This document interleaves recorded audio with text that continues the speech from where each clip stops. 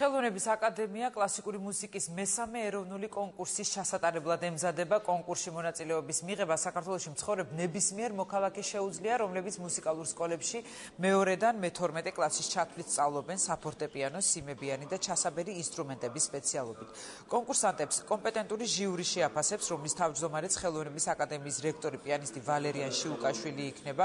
საკონკურსო მოსმენები 9 დეკემბერს კონსერვატორიის მცირე დარბაზში დაიწყება და უკვე 16 დეკემბერს ეროვნული კონკურსის გამარჯვებულები გამოვლინდებიან. ლაურეატების ნაწილი ბულგარეთში საერთაშორისო მუსიკალურ კონკურსზე გაემგზავრება, ნაწილს კი ხელოვნების აკადემიის სტიპენდია გადაეცემა, რომელიც მათი ერთი წლის სწავლის საფასურს დაფარავს. კლასიკური მუსიკის მესამე ეროვნული კონკურსი კულტურისა და ძეგლთა დაცვის სამინისტროს მხარდაჭერით გაიმართება.